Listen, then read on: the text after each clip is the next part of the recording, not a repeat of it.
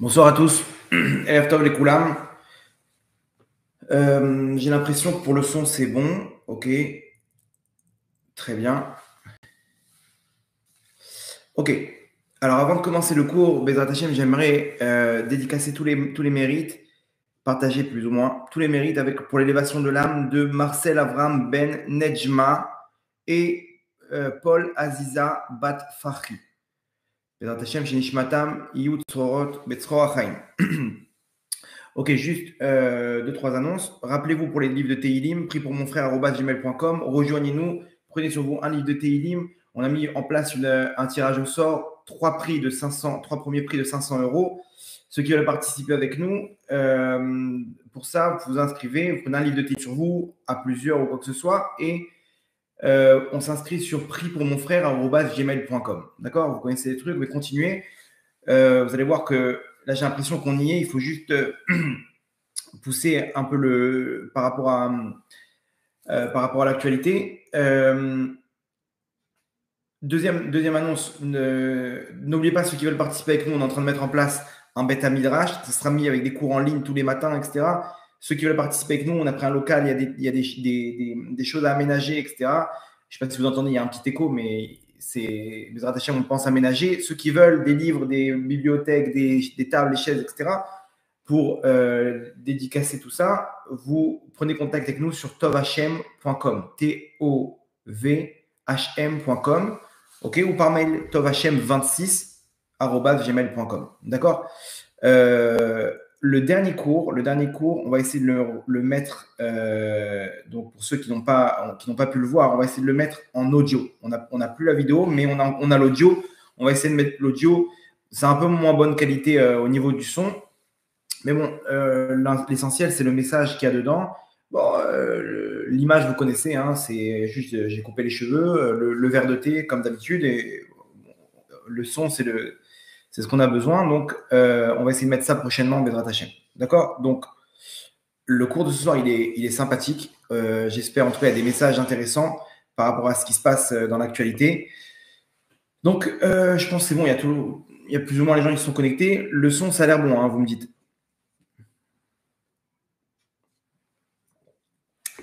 Ok, donc on est parti. Je vous demanderai quand même d'attacher vos ceintures et on va partir maintenant pour, vous allez voir, un cours. Je pense que on est dans un carrefour par rapport à ce qui se passe. Comme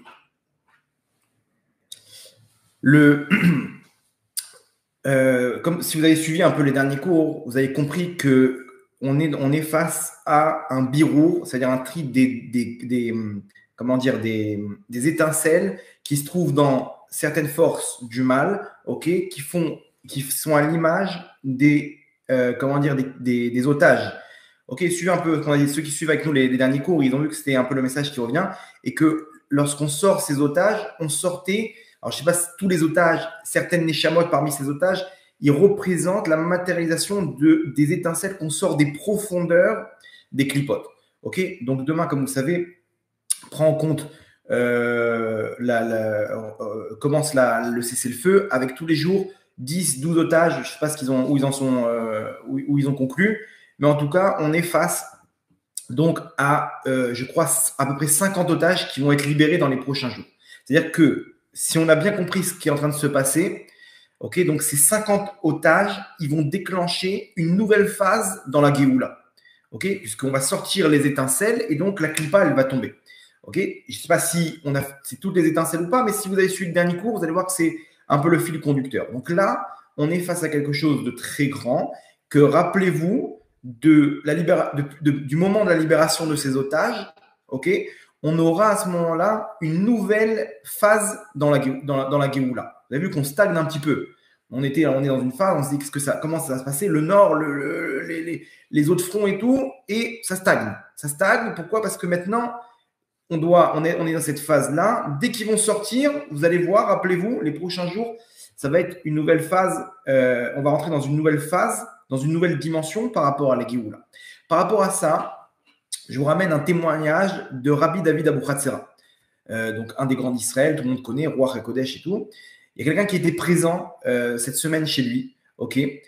Et il a été témoin d'une scène, ok, où il y avait une personne qui était pas bien et tout, un proche du Rav. Ok, là-bas, on rentre à plusieurs chez le Rav, donc on entend un peu ce qui se passe chez les autres personnes.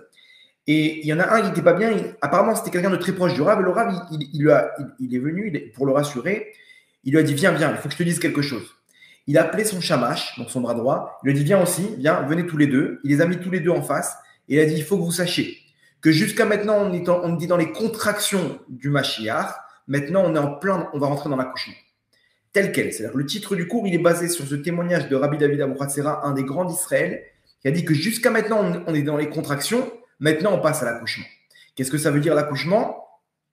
Il y a deux phases. Toutes les femmes, elles peuvent nous raconter comment ça se passe. Le moment où on est dans les contractions, on nous prévient. Attention, la Géoula arrive. Attention, le Mashiach arrive. Pourquoi il y a des contractions? Pour qu'on puisse se préparer.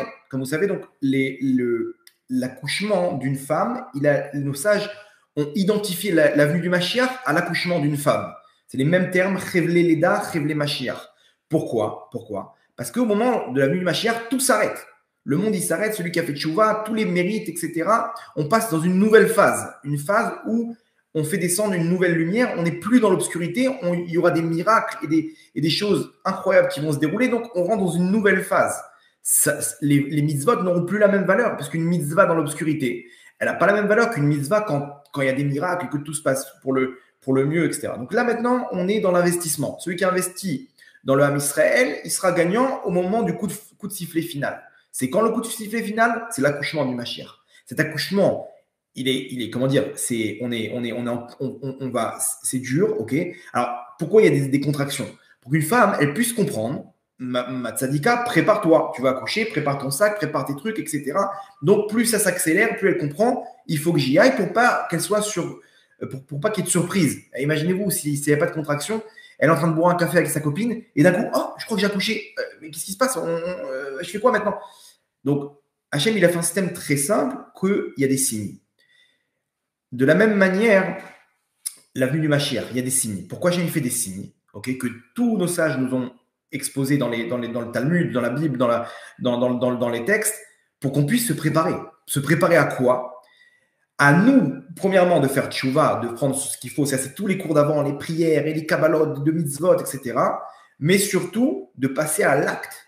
C'est-à-dire que maintenant, il faut que chacun d'entre nous, on prenne le rôle de sage-femme pour pouvoir faire en sorte que cet accouchement, il se passe de la meilleure manière. Comme vous savez, il y a deux types d'accouchement. Il y a avec péridurale et sans péridurale. Qu'est-ce qu'Hachem il a choisi? Je ne sais pas. En tout cas, aujourd'hui, j'ai discuté avec mon Rav. Et il m'a raconté ce que son Rav lui a raconté. Alors, qui est le Rav de mon Rav? Le Rav de mon Rav, c'est ni plus ni moins que le Rav Tzadka, le Rav Moshe Tzadka, un des grands d'Israël actuels, qui a tout vu ce qui s'est passé. C'est-à-dire qu'il y a une vidéo pendant Chol HaMoed Sukkot, okay, où ils sont venus devant chez lui, le Rav, et ils ont mis un orchestre pour danser, pour faire la Simcha, c'est Sukkot, la Simcha Bet HaShoeva qu'on appelle. Ils sont venus devant lui. Le Rav, il est sorti à son balcon par respect pour eux, quoi, pour leur faire honneur. Et on voit dans la vidéo le Rav en train de pleurer. Et là-bas, il répétait tout le temps la même phrase. On a besoin de grande abondance. Rachamim Gdolim. Comme ça, il répétait. Genre, il va y avoir quelque chose de très dur. Et on a besoin que il déverse sur nous beaucoup de rachamim. Comme ça, il répétait tout le temps. Et aujourd'hui, j'ai discuté avec mon Rav et je lui ai dit, vous êtes au courant de cette histoire? Il m'a dit, tu rigoles, ça fait 4-5 mois qu'on est avec. Il est très proche du Rav, toutes les semaines. Il a un cours privé avec lui, avec 2-3 personnes. Et il m'a dit, ça fait 4-5 mois qu'on est dans cette histoire où il nous répète tout le temps. Il nous dit, ça tire, il y a des tirs dans la rue, dans tout Israël, etc. Après, il nous a dit, comme ça il me raconte, il nous a dit qu'après ça s'est calmé et on a réussi à adoucir un petit peu, mais c'est quand même une guerre. Comme ça, il leur a dit. C'est-à-dire qu'il n'y aura pas des tirs dans les rues, dans tout Israël, mais il y aura une guerre. Donc, apparemment, c'était le plan qui était prévu de base, que ce qu'ils ont fait le Hamas, ils devaient le faire avec le Hezbollah dans le nord et avec ceux de Judée-Samarie. Donc, il y aurait eu un mouvement de foule. Il y aurait eu, dans tout Israël, il y aurait eu ce qui s'est passé dans le sud. Apparemment, il y a eu un adoucissement et ça s'est produit que dans le sud. C'était très grave, 1400 morts, une souffrance terrible, mais apparemment, c'était après avoir adouci le vrai décret qu'il devait y avoir, les vraies contractions. Et il a dit, donc ça s'est transformé en milchama, en guerre. Donc voilà ce qu'on vit actuellement. Et il m'a dit, la semaine dernière, je suis venu le voir et je vois son visage clair, beau, souriant. Je dis, Kvodarav, Makara. Et il dit, ça y est, c'est derrière nous. Maintenant, c'est que de la rachamim, que de la rachamim. Donc, ça rejoint ce qu'a dit, ce qu'a prononcé le Rabbi David Abou-Hatzera, ce qu'on voit par rapport à la matérialisation de tout ça dans comment dire, dans la matérialisation de tout ça, dans les otages qui sont libérés donc, dans les prochains jours, Bezrat Hashem, et avec ce que les grands d'Israël ils annoncent. Tout le monde connaît, tout le monde a entendu, j'imagine, la vidéo de Rav Ron Shaya aussi, qui va dans le même sens, okay, il y a un dévoilement pour lui-même du Mashiach, il sait qui il est, etc. Donc apparemment, on n'est plus dans les contractions, c'est terminé, c'est derrière nous, on a reçu un très grand coup, très très grand coup. La contraction a été très dure. Et là maintenant, on passe dans l'accouchement. L'accouchement, il peut être ou avec péridurale, ok, ou sans péridurale. Ok, c'est entre nos mains, c'est l'objet du cours de soir. Qu'est-ce qu'on doit faire pour adoucir tout cet accouchement qui se passe de la meilleure manière, Bezrat Hashem, le plus rapidement possible, parce que ça peut durer jusqu'à Pessah, tout ça. Jusqu'à Pessah, on espère avant, mais en tout cas, c'est entre nos mains. Donc, à nous maintenant de mettre nos gants, ok, les masques, on se transforme en sage-femme pour faire en sorte de sortir ce bébé dans toute la simcha, dans toute la joie, Bezrat Hashem, pour la suite des événements. Ok, donc en plus des ceintures, accrochez vos gants, mettez vos gants. On va essayer d'expliquer donc le fonctionnement. Donc, d'abord, c'est quoi l'avenue du Mashiach? Quand on dit l'avenue du Mashiach, il va venir, etc. Mais on essaie de décrire c'est quoi le Mashiach, c'est quoi le but de sa venue sur Terre, qu'est-ce qu'on espère. Là, ils sont là, Mashiach, now, etc. Ils crient, Mashiach, on veut Mashiach. Tu sais ce qui va se passer. Est-ce qu'on n'est pas conscient de ce qui va se passer? Mais en fait, le Mashiach, c'est ni plus ni moins que l'élément qui va faire l'intermédiaire entre la royauté d'Hachem et le monde. C'est-à-dire que le plan divin, c'est ni plus ni moins que, tout simplement, Vaya Hashem le Meler al kol haaretz, qu'Hachem soit roi sur toute la terre, ok? Vaya bayom haou yeh Hashem echad ou shmo echad. Et ce jour-là, qui va bientôt venir, Bezrat Hashem, Vaya Hashem echad, qu'Hachem soit unique, qu'il n'y ait plus rien d'autre, ok? Ou Shmo Echad, et son nom, il soit unique. C'est ce qu'on dit tous les jours, 4 fois par jour dans le schéma Israël. Ok, c'est 2 mitzvot de la Torah. On dit schéma Israël, Hashem Elokeinu, Hashem Echad. On le dit, et c'est ce que tous les juifs à travers toutes les générations, avant de quitter ce monde-là, c'est la phrase qu'ils ont dit, c'est on va dire la base du Ham Israël. Ok. Donc, le plan, remarquez bien, il y a 2 choses. Qu'Hachem soit Meler, ok, Hachem les Meler, et qu'il soit Echad. C'est-à-dire qu'il y a un roi, mais il n'y a pas d'autre entité avec lui. Il va être tout seul. C'est l'unicité de la royauté divine qui est cette lumière qui va descendre. Quand cette lumière, elle va descendre, elle va se matérialiser par un plan sur terre avec un roi qui sera le Meler HaMashiach qui va, ok, amener cette lumière, matérialiser cette lumière sur terre. Donc, il sera ni plus ni moins que la représentation de cette royauté divine. Ok. Et il a tout un plan pour mettre. C'est-à-dire que, si vous voulez, quand le Mashiach il se dévoile, on rentre dans une nouvelle phase. C'est pas terminé. C'est terminé au niveau de la galoute, mais là, on rentre dans une phase de matérialisation de la royauté d'Hachem sur terre. Ok. Jusqu'à maintenant, on était on était dans l'obscurité totale. Hachem, il n'est pas roi. On voit son peuple, il s'est massacré, humilié, bafoué. Ok. Ça, c'est la galoute. Attendez, que le moment où Hachem va dire Adkan, jusque-là, maintenant, Hachem va se dévoiler. Ok. Et ça, ceux qui vont faire en sorte de mise en place de cette royauté sont ni plus ni moins que le Ham Israël, le peuple juif, ok, qui est le peuple choisi par Hachem pour faire d'Hachem un roi sur terre.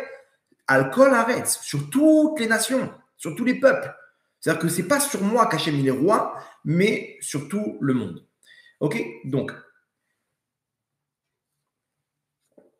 le plan, on sait ce qui se passe, et le rôle d'un juif sur terre, c'est de mettre en place ça. C'est pour ça qu'à la fin des temps, Hachem il va mettre en place des événements, ok. On nous dit dans la Gemara, on nous dit qu'à la fin des temps, on va arriver à une situation La Gemara dans Sota là-bas, tout à la fin, la dernière Mishnah, ok, je crois que c'est page 49, même tête. La Gemara nous dit, à la fin des temps, il y aura plein de signes, ok, donc les contractions qu'on aura, qui sont tous réalisés, hein. Tous les uns après les autres. Vous pouvez voir les anciens cours qu'on a fait sur Mashiach. Chaque fois qu'il y avait des signes qui se réalisaient, on faisait un ou deux cours sur ça parce que c'est flagrant. C'est écrit il y a 2000 ans et ça se reproduit aujourd'hui. Israël sur sa terre, etc. Tout ce qu'on a dit dans les derniers cours. En tout cas, nous dit la Gemara, à la fin des temps, ok, on va arriver à une situation où El lanu al milei sha'en et là la vinu sheba shamayim. On ne peut se reposer que sur notre Père qui est dans le ciel.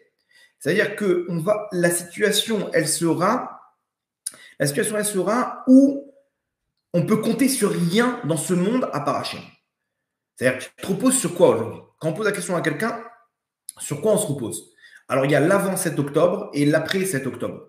L'avant 7 octobre, on disait, Baruch Hachem, on est une nation forte, avec une armée forte, plein de technologies, avec des dirigeants qui sont forts face au monde, face à l'ONU, face à ci, face à ça, etc. Okay, on se reposait sur nos technologies, sur l'armée, sur l'argent, sur le gaz qu'Israël ils ont trouvé. C'est bon, Hachem, on n'a rien à craindre. On se repose aussi sur Hachem. Attention, on a un pourcentage reposé sur Hachem. La Gemara dit non, Tzadik. T'es gentil, mais El Lanu al Milishen est là seulement sur Hachem. C'est-à-dire que la situation, elle sera 100% Hachem. 100% Hachem, pourquoi? Parce que tu veux qu'il soit roi sur terre. Et il faut qu'il soit unique. Il ne faut pas que lui soit roi avec d'autres entités. Attention, ça ne veut pas dire qu'il ne va pas utiliser ces entités, qu'il ne va pas utiliser nos soldats, etc., pour combattre et nous défendre. Non, on ne parle pas qu'il va faire la guerre tout seul. On n'est pas dans le monde des bisounours. On est dans un monde d'action où il va se servir d'hommes pour pouvoir faire pour pouvoir mettre en place son plan. Ok, donc on ne parle pas que les soldats, tout ça, on va les mettre de côté. Non, ils seront là, sauf qu'il y aura un changement juste dans la mentalité. Aujourd'hui, la mentalité, remarquez bien, on est là, Anachnu nenatseach, on va gagner. Ok, j'ai entendu comme ça quelqu'un disait, il faut rajouter Be'aza. On va gagner à Gaza. Pourquoi? Parce que Be'aza, c'est les initiales de Bezrat Hashem. Il est clair qu'il y en a qui disent Anachnu nenatseach, on va gagner. Ok, dans la mesure où on est fort, c'est-à-dire c'est notre force, on va gagner, c'est notre armée, on va leur mettre plein la tête, et celui qui bouge, on va les réduire, remettre au Moyen-Âge et machin, et des termes comme ça qui sont. Aujourd'hui, ça ne nous parle plus, des termes comme ça, on a compris que c'est de la propagande, c'est des paillettes qu'on nous jette. On a compris que s'il n'y a pas Hachem, alors il n'y a pas de réussite. Et il se passe ce qui s'est passé le 7 octobre. Malgré les tanks, malgré les vidéos et la technologie, etc. Sans compter qu'on ne sait même pas entre les mains de qui on est. On est entre les mains de gens qui sont là pour faire tomber peut-être le gouvernement, qui sont prêts à tout pour ça, même à sacrifier une partie de nos frères, parce qu'il y a quelque chose de plus grand qui est leur valeur. Okay, je peux vous dire que de sources sûres, il y a eu des choses, des gens, vous allez voir, ça va sortir après, mais il y a eu des traîtres à l'intérieur qui ont fait en sorte de laisser place à tout ça. Ok? Bref, je ne vais pas rentrer dans les détails, mais on va dire qu'il y a des trucs qui tournent, ok? Et pas sur Internet. Bref, en tout cas, on va voir que tout ça, on va arriver à un changement de mentalité. Et le Mashiach, ok, il va amener donc le Da'at, c'est la capacité de faire la différence entre le bien et le mal. Ce da'at-là, ce nouveau da'at, cette nouvelle mentalité, qui va l'amener le Mashiach. Ok, il va nous apprendre comment mettre en place ce plan. Ok, c'est cette lumière qui descend, ce da'at du Mashiach, cette pensée du Mashiach, entre parenthèses, qui va remplacer le da'at actuel, qui est le Erev Rav. Le Erev Rav, c'est lui qui met les pensées aujourd'hui dans l'âme Israël. C'est lui qui détient les médias, qui détient les postes clés, etc. Et Erev Rav, c'est la valeur numérique de Da'at. Ok, c'est pas pour rien. Parce que c'est eux qui posent le Da'at qui va être remplacé par celui du Mashiach. Ok.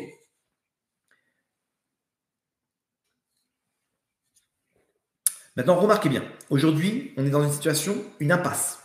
Ok, une impasse complète. Celui qui a une solution à ce qui se passe aujourd'hui, ok, vous savez très bien que dans quelques jours, la guerre, elle va s'arrêter. Ils n'ont pas carte blanche, Israël.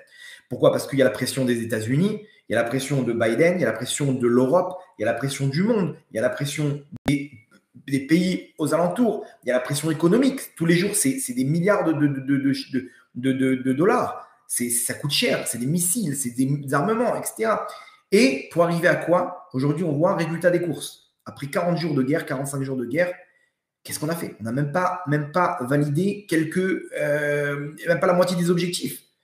Et ils savent très bien qu'ils ne pourront pas mettre KO le Hamas. Ça veut dire quoi? C'est-à-dire qu'ils vont sortir, c'est une question 5-6 ans, ils ont tout remis en place.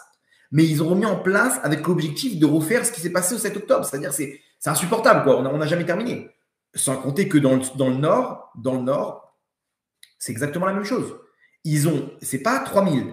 Là-bas, c'est x3, x4. Et ils sont ultra armés, 10 fois plus qu'à Gaza. C'est-à-dire que les mecs qui se trouvent dans les villes dans le nord, ils disent, mais attends, demain, on va se réveiller avec la même histoire. La même histoire. On va savoir où on va se trouver. Ok, un sondage pour la population en Judée-Samarie, 56% si c'était à refaire, seraient rentrés avec les armes aussi, auraient participé avec l'action du Hamas dans le sud. 56%, vous vous rendez compte? Le Yémen, on ne sait pas d'où il sort cela. Les milices chiites en Syrie, en Irak, on va où? Et sans compter l'Iran derrière, qui a une autoroute pour fabriquer la bombe nucléaire. La bombe nucléaire, on voit de quoi ils sont capables, ok? On est face, et c'est des gens qui affirment vouloir détruire Israël. Ok, donc on ne sait pas où on se trouve. On est face à une impasse. Il y a quelqu'un qui a une solution? Personne. Personne. Je crois qu'une fois, il y a quelques jours, Arié Deri, donc celui qui est représentant de chasse au gouvernement, il a dit, si les gens ils savaient vraiment en coulisses ce qui se passe, ils liraient les télim du matin au soir. C'est-à-dire que nous, on n'a pas toutes les infos de ce qui se prépare, les plans et tout. Ok? Comme je vous l'avais dit, j'ai un proche qui est conseiller du ministre de l'Intégration.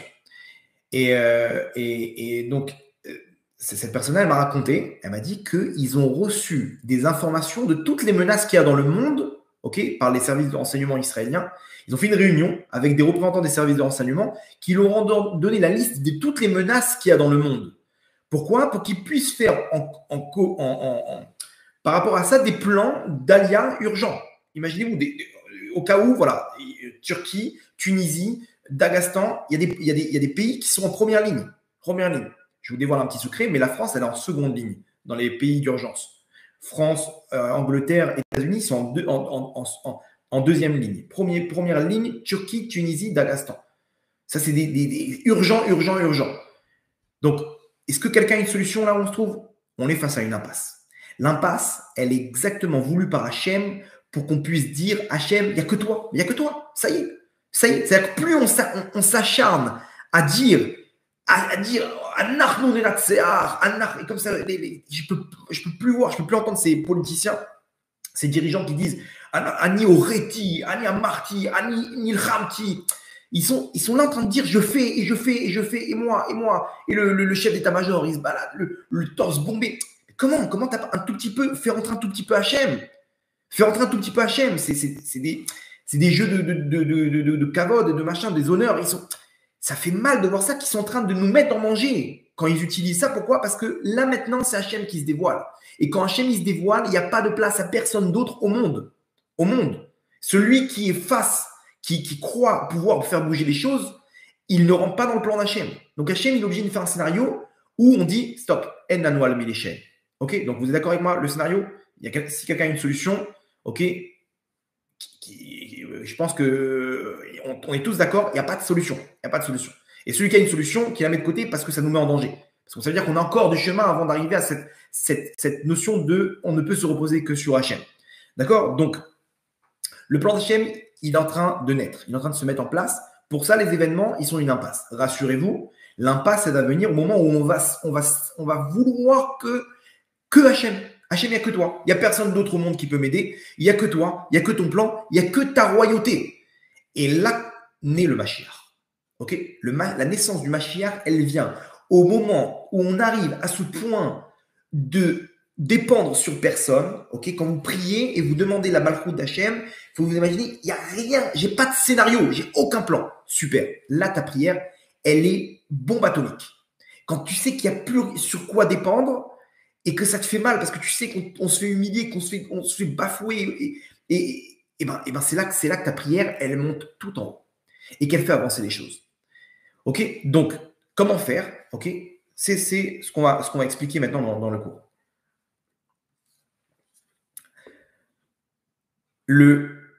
Alors, pour comprendre un petit peu comment faire, il faut comprendre quelle est l'essence même d'un juif sur terre. Un juif, vous savez, en hébreu, c'est Yehudi. Dans le nom Yehudi, ok, on a toute la fonction de ce qu'on doit faire. Si on a compris qui on est, on pourra savoir où est-ce qu'on va. Donc, comment tout a commencé? La malchoute d'Hachem, elle a commencé, donc, la royauté d'Hachem, pour que Hachem soit roi, il a créé un monde où il n'existe pas, entre guillemets, un monde où on ne peut pas le voir. Et le monde en hébreu, c'est Olam. Olam, ça vient de Elem. Elem, c'est disparaître. Donc un monde obscur, ok, où a priori on ne voit pas l'intervention divine, ok, et il a besoin d'un peuple. Parce que s'il est roi et qu'il n'y a pas quelqu'un pour le proclamer, ça ne s'appelle pas une royauté. Donc Bereshit, Hachem, il commence. Au Bet Réchit, 2 Réchit, il crée un monde. Ce monde, il est forcément contre la volonté d'Hachem, avec un peuple et des règles qui sont notre Torah. Parce que vous avez compris que pour faire de lui un roi, il y a des règles. Ok, il y a du bon et du mal. Donc il y a la création de toutes ces notions-là, à la création du monde. Et effectivement, le monde, naturellement, il est attiré par le mal. La tour de la génération du Maboul, du déluge, la tour de Babel, etc. Et on arrive jusqu'à Hachem, il trouve un qui s'appelle Abraham, que lui, toute sa vie, il s'est battu pour surmonter les épreuves et faire d'Hachem un roi. Hachem, il a dit super, il crée une alliance avec lui, il dit c'est toi et tes enfants que je veux comme peuple pour faire de moi un roi. Et après, on a Yitzhak, Yaakov, etc. Yaakov, il se transforme en Israël. Ok, Yaakov, c'est la notion de galoute. Israël, c'est la notion où il rentre dans le pays d'Israël. On l'appelle Israël, ok. Mais vous allez voir qu'il y a un autre niveau de Yaakov qui est Yeshurun. Yeshurun, c'est Yachar. Il y a le terme de Yachar dedans, ok. Une fois que tu es Israël, il faut que tous tes efforts ils soient dirigés Yachar vers Hachem. Yeshurun, c'est le niveau encore au-dessus. Et après, on a le niveau de Yehuda. De toutes les tribus, les 12 tribus, ok, il y a un seul qui est retenu pour pouvoir nommer en ce nom le Ham Israël. Donc les Bnei Israël, on les appelle les Yehudim. Yehudim, c'est au nom de Yehuda. Yehuda, pour comprendre d'où il est né, dans quel contexte il est né, vous allez comprendre quelle est l'essence même de Yehuda pour pouvoir savoir pourquoi on s'appelle en son nom. Ok, donc c'est la paracha de cette semaine. Ok, vous imaginez bien qu'on est synchro avec ce qu'Hachem il nous enseigne dans la Torah. Donc Léa, elle se marie avec Yaakov. Ok, 4 enfants. Réhouven, Shimon, Lévi. Ok, et Yehuda, le 4e. À chaque fois, elle a une raison pour pouvoir nommer un des enfants par rapport au contexte dans lequel elle se trouve actuellement. Elle nomme son enfant. Yehuda, le contexte dans lequel elle se trouve, il est comme ça. Vatar Od, elle est donc encore tombée enceinte. Vateled Ben, elle a enfanté un enfant. Vatomer, et elle a dit Apa'am, cette fois-ci, Odé et Hachem, je vais remercier Hachem. Jusqu'à maintenant, en fait, il faut comprendre qu'il Yaakov, il avait 4 femmes. Il savait qu'ils avaient 12 tribus qui allaient descendre de Yaakov. Donc elle, quand elle a eu le 4e, elle s'est dit Baruch Hachem, moi j'ai rempli mon rôle. Il y a 4 femmes, donc chacune 4. Ok.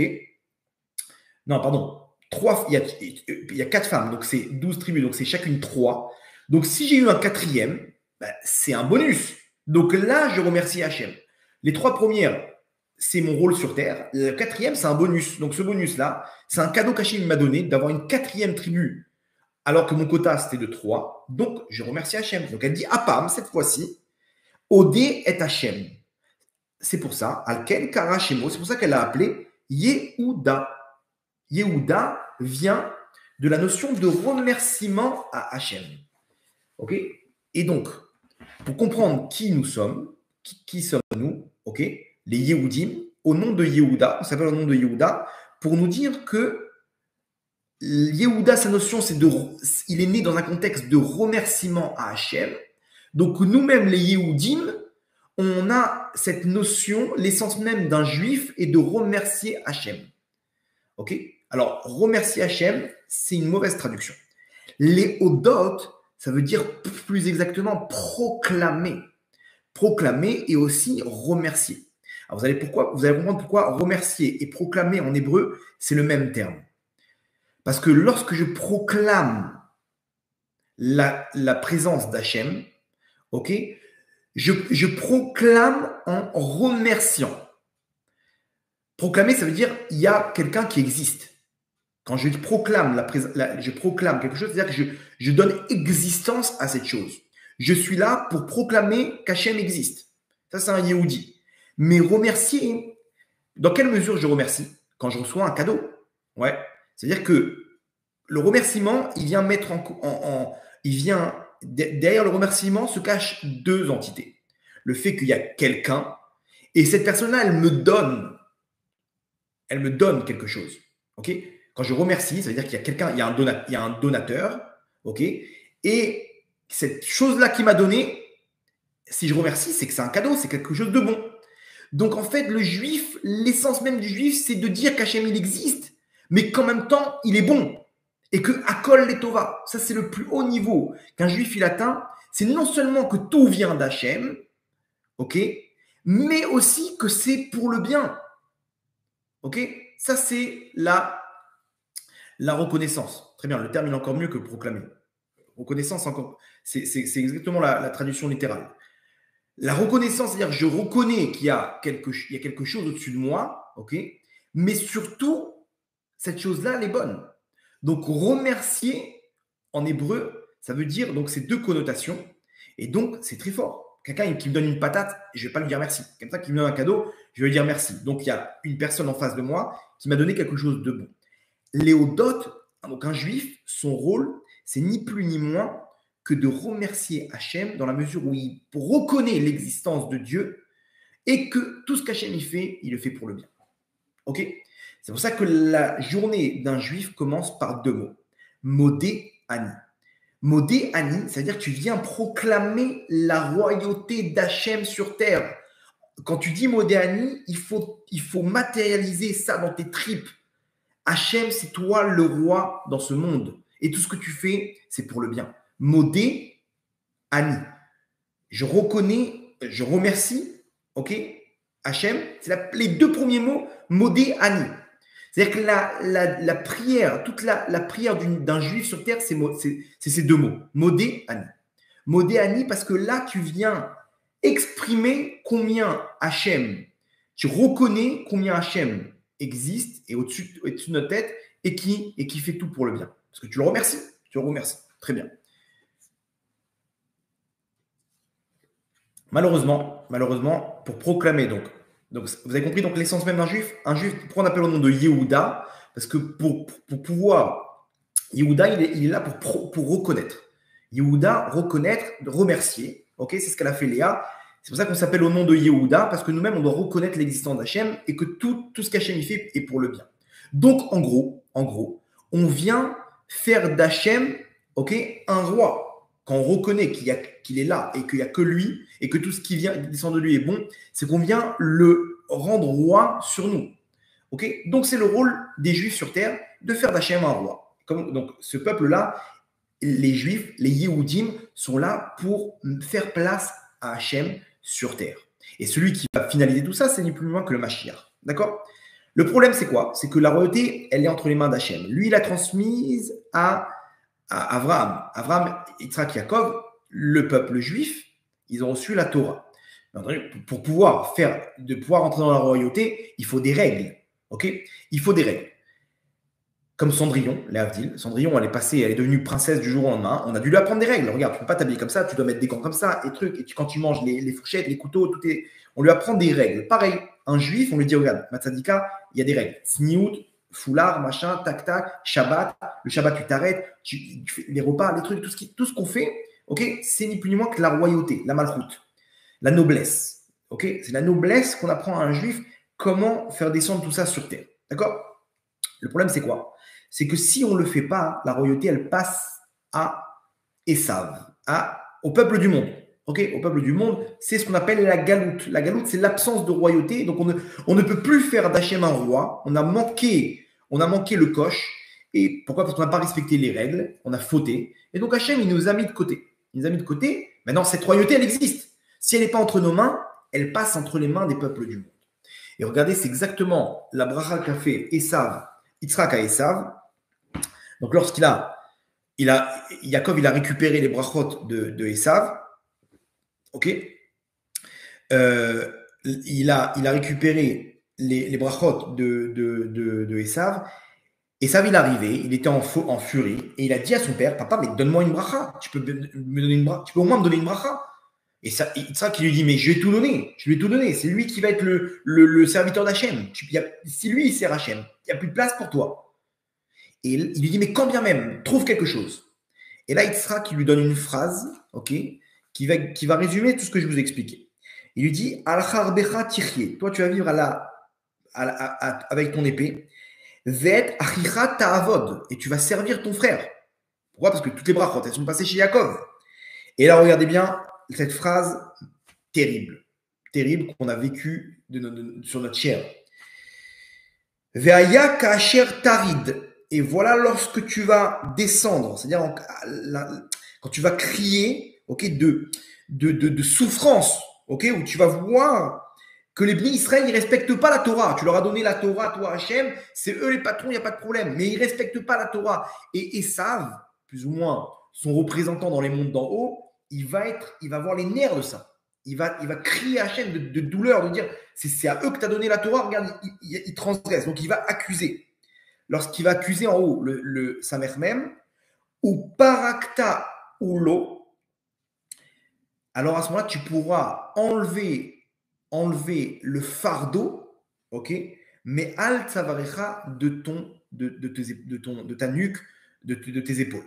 Ça veut dire que le fardeau qu'a reçu Esav de servir Yaakov, parce que c'est lui qui a reçu la royauté divine, ce fardeau-là que Esav, il va aider Yaakov, il va aider à mettre en place la royauté par l'intermédiaire de ce qu'il va faire à Yaakov, donc c'est indirectement.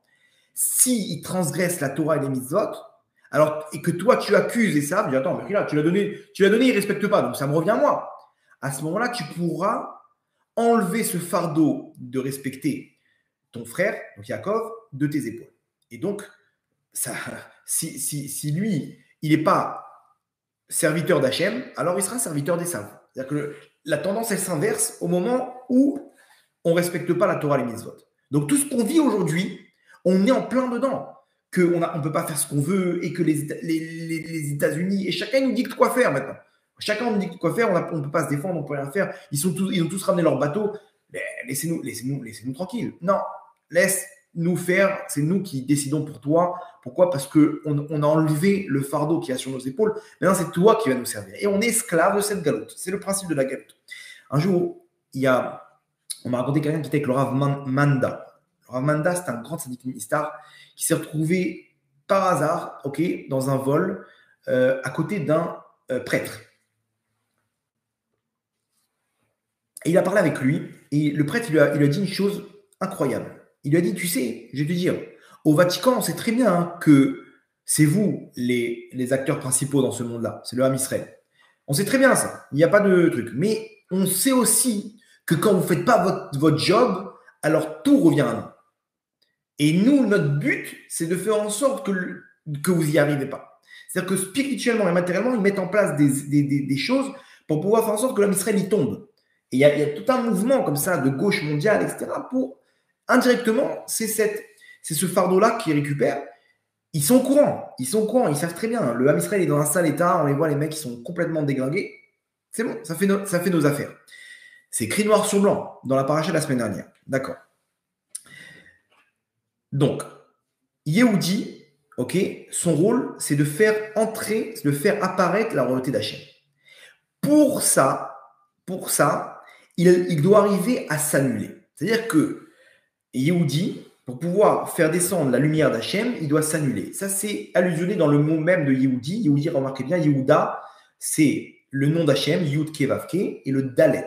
Dal en hébreu, Dalet, ça a une connotation de pauvre. Quand on est Dal, on est Dalet, on n'a plus rien à nous, alors apparaît le nom divin. Yud Ke Vav Ke. Okay, la royauté d'Hachem, elle commence lorsque j'annule ma malchoute. Moi, je suis là en train de dire, comme on l'a compris, on va arriver à la situation où il n'y aura plus de malchoute. Qui est le principal objectif dans ta vie? C'est toi qui est au centre ou Hachem? En galoute, c'est moi. En galoute, c'est moi, mais au moment où Hachem il descend sa lumière, c'est Hachem le roi, et là, je dois m'annuler. Donc, toute la notion d'un juif, c'est d'arriver à s'annuler. L'annulation d'un juif, c'est ce qu'on doit vivre maintenant par rapport à la situation où tu dois arrêter de faire tes plans. Tu dois arrêter de croire que tu commandes tout, que tu sais tout, et moi, et tout revient vers moi, et j'ai fait, et j'ai réussi, et j'ai gagné, et j'ai... Là, tu es en train de repousser la présence divine. La présence divine, elle intervient quand un juif, il arrive à avoir cette essence même de reconnaissance. Ça veut dire que pour reconnaître qu'Hachem existe, il doit s'annuler. Il doit s'annuler. Donc, l'objectif même d'un juif, c'est ni plus ni moins que de laisser placer la royauté d'Hachem, et pour ça, il doit s'annuler. Donc, tout ce qui se passe actuellement, dans l'actualité, c'est pour qu'on arrive à s'annuler.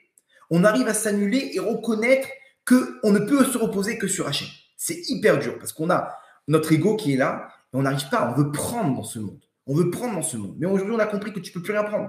Depuis le corona, depuis tout ce qui s'est passé, on a compris qu'il n'y a plus rien. Qu'est-ce que tu veux? Tu veux quoi? Je te donne 2 millions de dollars en espèces. Vas-y, prends. Qu'est-ce que tu vas faire avec? Qu'est-ce que tu vas faire avec? T'es rien. On est en sécurité nulle part. Qu'est-ce que tu veux? Tu veux quoi? Une maison, une villa? Tu peux avoir la plus belle des villas. Demain, on va savoir ce qui peut se passer. Les mecs, ils sont rentrés de maison en maison. Ils ont brûlé toutes les maisons. Tu veux quoi? Un parking de voitures, tu veux des voyages? On a fait le tour. On a fait le tour de ce monde-là. On a fait le tour de la galoute. OK? Et maintenant, il faut comprendre qu'il n'y a rien dans tout ça. Comment on fait? On s'annule. Tout l'objectif même d'un juif, c'est dire Hachem, il n'y a que toi. Il n'y a que toi. Et pour pouvoir savoir connaître le niveau d'un juif, regardez combien il fait entrer en Hachem dans sa vie. Combien, quand il y a une épreuve, il a la Emouna. La Emouna, elle vient de quoi? Que c'est toi le patron, Hachem. Tout vient de toi. Le bien comme le mal, tout vient de toi, Hachem. Je m'annule, je fais entrer cette lumière. Malgré les épreuves, malgré la Shoah, malgré les inquisitions, tout ce qu'on a vécu jusqu'à aujourd'hui, toutes les épreuves et des histoires, des gens qui ont perdu leurs proches, leurs enfants, des histoires terribles qu'on entend tous les jours du matin au soir de ce qui s'est passé dans ce massacre. Tout ça, il faut arriver à fermer les yeux et dire Hachem, tout vient de toi et tout est bon. Chaque épreuve, c'est quoi ton épreuve? Tu as du mal dans ton Shalom Bayit. Pourquoi tu as du mal? Parce que tu n'arrives pas à t'annuler. Tu n'arrives pas à t'annuler. Un juif, il doit avoir qu'un seul objectif, c'est faire d'Hachem un roi sur terre. C'est exactement ce qui est en train de se passer maintenant dans la naissance du Mashiach. C'est ce qu'Hachem nous demande maintenant, c'est d'arriver à annuler notre royauté pour pouvoir faire place à la royauté d'Hachem. Okay? Et cette royauté qui règne aujourd'hui, c'est le Erev Rav aussi, elle doit s'annuler pour pouvoir laisser place au Da'at que le Mashiach va mettre en place. Le Mashiach, comprenait une chose. Toute la Torah du Mashiach, c'est d'arriver à mettre Hachem au centre. Ne croyez pas qu'il y aura une nouvelle Torah. Ce sera exactement la même Torah, mais vous allez voir, on va la prendre avec une troisième dimension, de voir comment il n'y a que Hachem. Il n'y a que Hachem. Et remarquez bien, il y a deux notions chez une personne. Il y a le fait de prendre, il y a deux caractéristiques. La notion de prendre et la notion de donner. Il faut savoir une chose, que la netina, le don, c'est un sentiment, c'est une caractéristique qui découle de la neshama. Un homme, il veut prendre. Il vient au monde avec les poings fermés. Un bébé, il vient avec les poings fermés. Un homme, quand il part de ce monde, il a les mains ouvertes parce qu'il n'a rien pris. Mais de base, il veut prendre. Un animal, est-ce qu'il donne à l'humanité? Non. La notion de prendre, c'est une notion animale. Ça vient du corps. Ça veut dire que pour pouvoir se connecter à Hachem, il faut se connecter à sa neshama qui est une part divine. Ok? Chelek Elokam Ima'al, c'est la neshama. Pour pouvoir me connecter à ma neshama, il faut que je sois il faut que je fasse un switch dans ma tête de vouloir donner. La question, donc, pour savoir quel est le niveau d'un juif, regardez à quel point il est capable de donner. À quel point il est capable de donner de s'annuler pour pouvoir faire les choses pour Hachem, avec un seul et même objectif qui est de faire pour Hachem. Faites le test chez vous, autour de vous, ok? Et remarquez bien, qui est au centre de l'image? Est-ce que c'est moi dans chaque action? Est-ce que la finalité c'est moi ou la finalité c'est Hachem? En galoute, je peux faire toute la Torah et les mitzvot. Écoutez bien, toute la Torah et les mitzvot. J'ai fini le chasse, je connais tout en profondeur et je connais les secrets de la Torah et le Zohar et les machins et je donne des tzedakot et tout. Mais tout ça, je le fais pour un seul et même objectif, c'est de pouvoir avoir un kiff éternel au monde futur. Donc, qui est l'objectif? C'est moi. Donc, imaginez-vous, il y a deux personnes. Il y en a un qui prie, il demande une chose pour Hachem. Celui qui fait, l'objectif, c'est celui qui est au centre de sa vie, c'est Hachem. Et l'autre, il fait toute la Torah et les mitzvot. Il a une barbe hyper longue et tout ce qu'il faut, et une yeshiva, etc. Mais tout ce qu'il fait, c'est que pour ses honneurs. Ça, c'est bien jusqu'au moment de la Géoula. Au moment où Hachem il dévoile sa royauté, cette personne-là, elle est mise de côté. Donc, comprenez bien, on arrive à une situation où Hachem il demande une chose. Il y a un midrash qui dit qu'à la fin des temps, Hachem il va réunir les tzadikim. Il va leur dire, vous avez tout fait pour ma Torah. Mais qu'est-ce que vous avez fait pour ma royauté? Est-ce que vous avez fait de moi, qu'est-ce que vous avez fait pour ma royauté? Vous avez fait de moi un roi ou pas? Et c'est là le test. Maintenant, faites le test pour vous. Est-ce que les choses que vous faites, au fond, c'est pour vous, pour ma parnassa, pour ma réussite, pour moi et moi? En fait, imaginez-vous, on utilise Hachem pour nos intérêts. Alors, il faut le faire parce que c'est le début. Mais maintenant, pas que c'est quelque chose de ce que je suis en train de dire, c'est quelque chose de mauvais et de négatif. C'est le CP, c'est le premier niveau. Le deuxième niveau, qui est final, c'est pas de rester à Yaakov, c'est de passer à Israël Yeshurun, de faire Yachar, Israël Yachar, Yeshurun Yachar. Directement, les actes que tu fais, elles sont directement reliées vers Hachem. Tu fais ça comme un serviteur d'Hachem, que tout ce qu'il fait, il le fait pour la Shrina, il le fait pour la royauté divine, netto pour Hachem. Et c'est ça qui va nous donner la force de surmonter les épreuves. Il y a des gens, ils sont là, Torah, mitzvot, dès qu'il y a un petit problème par ça, ils envoient tout balader. Donc c'est quoi? C'est la preuve qu'il faisait ça que pour lui. Donc dès qu'il n'y a plus d'intérêt, qu'il reçoit rien, comme ça, des fois, j'entends des discours, je ne comprends pas, j'ai pris sur moi ça, je n'ai pas reçu. Habibi, tu es au premier niveau là. Hachem, si tu n'as pas donné, c'est qu'il ne veut plus cette notion de donnant. Tu fais, il ne veut plus ça, Hachem. Hachem, il veut que tu fasses de lui un roi. Ça veut dire quoi? Ça veut dire comme Avraham Avinu. Avraham, j'ai tout fait pour toi, tu ne m'as rien donné, mais je continue à avancer. Parce que je ne suis pas en train de réclamer c'est pas moi au centre de l'image. J'ai tout fait pour toi, tu ne m'as pas donné d'enfant. C'est pas grave. Mais attends, il a pris sa femme, Hachem, entre les mains de Paro maintenant. Il a promis une descendance, il a promis un enfant, il a promis une terre, il a promis des richesses. Il n'a rien reçu, Abraham. Imaginez où sa femme, donc il n'y a plus de femme, ok? Déjà, elle est stérile. Mais en plus, elle n'est même plus là, donc il n'y a même plus de miracle. Et donc, il n'y a plus d'enfants. Il est en galoute en Égypte, donc il n'y a plus de terre. Et toutes les richesses, il est en pleine famine. Imaginez-vous, il est là, il n'a plus de femme, il n'est rien dans son auberge, jeté comme ça tout seul. Je crois qu'Abraham, il ne se laisse pas abattre. Mais comment il a fait pour surmonter les épreuves? La réponse, elle est simple. C'est pas lui l'objectif. C'est Hachem. Je suis là pour te servir, Hachem. Que j'ai un salaire ou pas, je ne suis pas là-bas, moi. Je ne suis pas là-bas, je suis complètement Hachem Shamaïm. Complètement dirigé vers Hachem, vers toi. C'est toi le roi Hachem, c'est pas moi. Vous comprenez? Et ça, c'est ce qui est en train de se passer. Olam Chesed Ibané. Le monde, il est basé sur le Chesed. Ce monde-là, le seul et même objectif, c'est le Chesed. C'est quoi le Chesed? Le don. Comment tu construis ce monde avec le don? C'est là que tu fais descendre la lumière de ta Neshama, la lumière d'Hachem. La lumière de la royauté d'Hachem, elle descend quand tu commences à faire quelque chose pour Hachem. Et pas d'attendre qu'Hachem il te donne quelque chose en retour. Et pas d'attendre qu'Hachem il fasse quelque chose pour moi. Ça, c'est le premier niveau. Maintenant, il faut, dans ce carrefour dans lequel on se trouve maintenant, pour pouvoir faire descendre la royauté d'Hachem et que on a tous ce rôle en tant que sage-femme, pour faire en sorte que ça se passe de la meilleure manière. Il faut que l'objectif principal, comme dit David Ameller, Vani Kirvat Elohim Litov. Je veux qu'une chose, la proximité avec Hachem. Il n'y a que Hachem, Hachem et Hachem. On doit dormir avec Hachem et on doit se réveiller avec Hachem. Comment on dort avec Hachem? Shema Israël, Hachem Elokeinu, Hachem Echad. Il n'y a que toi, il n'y a que un. Et on se réveille avec Hachem en disant Modé Ani. Modé Ani, c'est-à-dire je reconnais qu'il n'y a que toi et que tout ce que tu fais, c'est pour le bien. On commence notre journée en proclamant et en reconnaissant la royauté d'Hachem. Et on boucle notre journée en proclamant la royauté d'Hachem. Et qu'Hachem, il est un et qu'il n'y a aucune autre entité au monde. Ok? Ça, c'est le rôle d'un juif sur terre.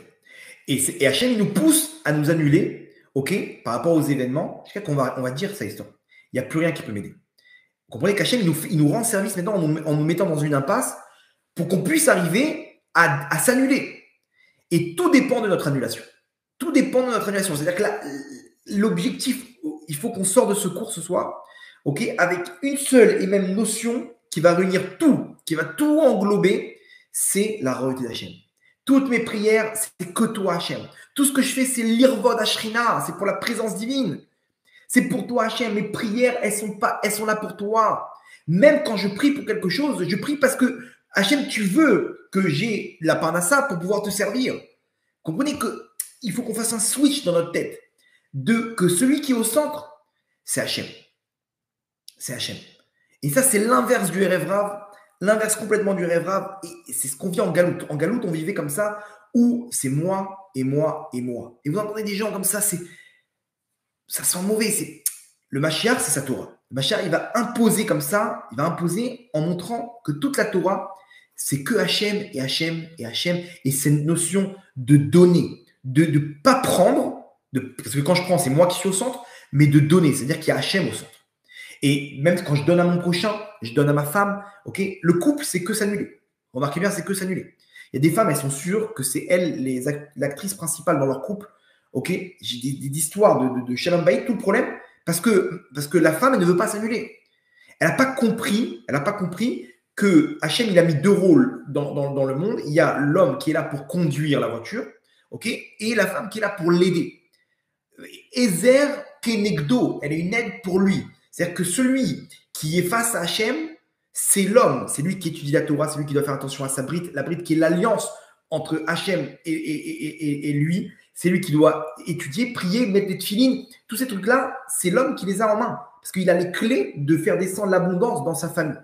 Aujourd'hui, on est dans des cas de figure où c'est madame qui est la conductrice du chauffeur, et son mari, il la dérange. Dans des cas de Shalom Bayit, mon mari me dérange, il m'empêche de me rapprocher d'Hachem, il est là avec ses délires de télé et de machin et de trucs, et moi j'ai fait tchouva. Tzadika, t'as pas compris, t'es venu pour l'aider. C'est lui, il est à côté de ses pompes, tout ce que tu fais, ça vaut rien. Ça vaut rien. Ouais, mais il doit faire lui aussi, je comprends pas, mais à quoi ça ressemble? Dans une voiture, on lui met les bagages au chauffeur. Attends, mais attends, et pourquoi il y a que nous qui devons nous taper les valises là sur nous et souffrir là on est encombrés. Et toi, tu es tranquille. Mais parce que c'est moi qui ai le volant. Hachem, il m'a donné le volant, il m'a donné les pédales. Qu'est-ce que je veux que je fasse? Je suis obligé d'avoir les pieds libres pour pouvoir accélérer, pour freiner. Sinon, on est en danger. Pareil, des hommes, ils sont mis de côté. Ok, Matzadika, tu n'as pas compris que c'est Hachem, il a mis comme chauffeur. Mais elle ne veut pas s'annuler. C'est elle qui va amener tout le monde au Lamaba, son mari qui aille au Gehinam. Et les femmes, elles n'ont pas compris qu'elles sont venues spécialement pour aider leur mari. Aujourd'hui, on a une mentalité égalité des sexes, on est tous pareils. Non, dans la Torah, c'est pas égalité des sexes. Il n'y a pas de classement. Lui, il est au-dessus de lui. Il y a deux rôles. Il y a un ministre de l'Intérieur et un ministre des Affaires étrangères. Point. Qui est le meilleur des deux? Il n'y a pas de comparaison. Mais ce monde goy nous fait comprendre, non, c'est deux entités qui sont les mêmes, donc il ne faut pas qu'il y en ait un qui soit supérieur à l'autre. Et là, on n'arrive pas à s'annuler. Attention, chez les messieurs aussi, il y en a qui ne veulent pas s'annuler, donc leur femme, elle est mesure pour mesure. Toi, tu ne veux pas t'annuler devant Hachem, donc Hachem, il fait en sorte que sa femme, elle ne s'annule pas devant lui. Il y a plein la plupart aujourd'hui des problèmes de couple, c'est l'annulation. L'annulation. Non, mais il m'a fait, et moi, il doit me donner, et moi, et moi, et moi. Donc, celui qui veut avancer chez un baït, peut-être maintenant commence à dire qu'est-ce que toi tu dois faire. commencer une discussion en disant, OK, qu'est-ce que je peux faire pour toi? Et elle va dire, OK, moi aussi, mon chéri, qu'est-ce que je peux faire pour toi? Et à ce moment-là, vous allez voir que les choses, elles sont beaucoup plus simples. Mais nous, la communication, elle commence avec, tu m'as pas fait et tu n'as pas reçu et moi. Bref. En tout cas, donc ça, c'est Galout. La Galout, c'est moi, ma malchoute. Ma malchoute. Donc Hachem, il fait un scénario où à la fin, on dit stop.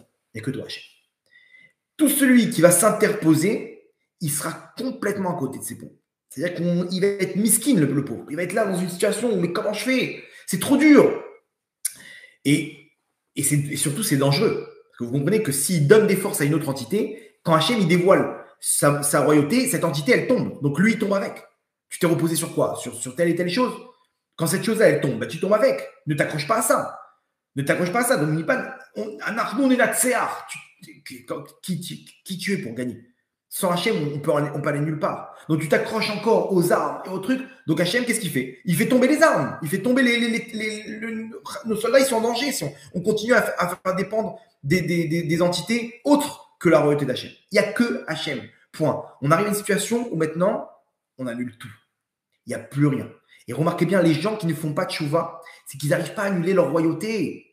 Cette royauté, Hachem, il te l'a donnée, pas pour toi, pour que tu puisses faire de lui un roi. Mais nous, on est là en disant, non, moi, je fais ce que je veux, je m'habille comme je veux, ok? J'ai pas envie de faire Shabbat, je ne ferai pas Shabbat. Les gens qui n'arrivent pas à faire tchouva, c'est les gens qui n'arrivent pas à s'annuler. La Geava. Et ça, c'est le rôle du Mashiach qui va arriver. Il y a marqué, le Mashiach, il aura un flair, Mericho Béré Hachem. Il aura un sixième sens où il va sentir, il va arriver comme ça, on va arriver devant le Mashiach, il va sentir comme ça et il va voir si Hachem en est. Pourquoi? Parce qu'il va voir l'orgueil. Pour lui, l'orgueil, l'ego, au moment du Mashiach, dans la lumière de la Malchut d'Hachem, ça va être une odeur nauséabonde. Lui qui est entièrement annulé pour Hachem, le Mashiach, à l'image de David, qui n'existait que pour Hachem. David, il n'avait rien à lui. Rien à lui. Il était complètement annulé.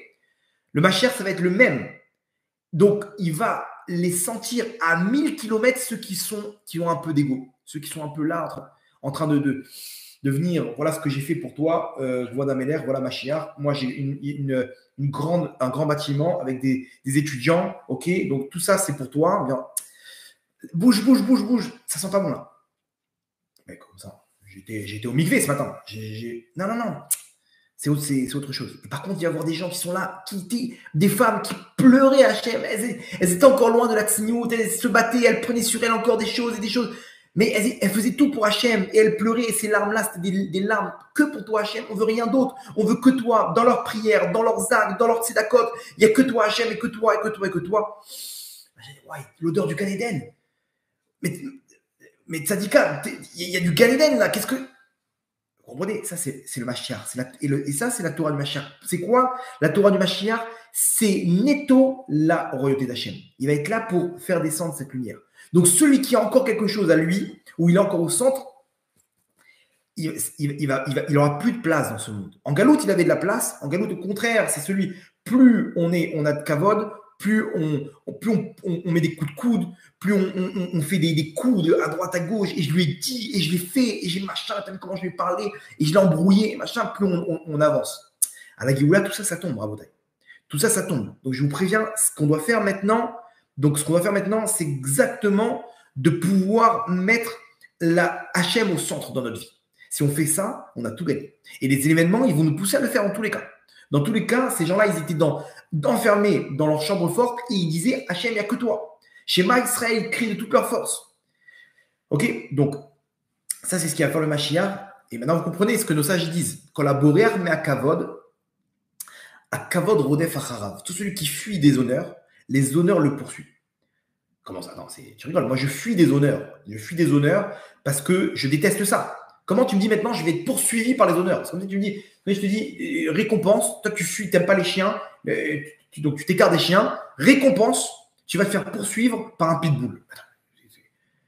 Te collaborer avec ma kavod, à kavod rodef acharav. Mais moi je fuis le kavod parce que j'aime pas ça. Maintenant vous allez comprendre c'est quoi le sens de cette phrase. On rajoute dimension Mashiach dans l'interprétation de cette phrase. C'est quoi?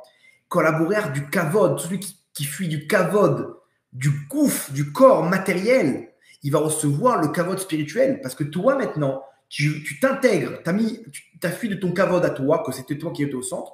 Donc, tu vas t'inscrire dans le kavod d'Hachem, la malchoute d'Hachem, et donc tu vas être automatiquement élevé avec Hachem. Puisque Hachem, à la venue du Mashiach, à la Géoula, il va s'élever. Vous comprenez comment c'est fort? Si toi, tu t'annules, tu seras gagnant. Parce que tu fais d'Hachem un roi. Et si tu fais d'Hachem un roi, donc toi, tu es un prince. C'est dur de s'annuler. Donc, il n'y a rien au monde qui ne vient pas d'Hachem. Et tout est pour le bien. Il faut s'annuler. Il faut prier de toutes nos forces. Une seule chose on doit avoir en nous, c'est la royauté d'Hachem. Chaque chose qu'on fait, c'est pour la royauté d'Hachem.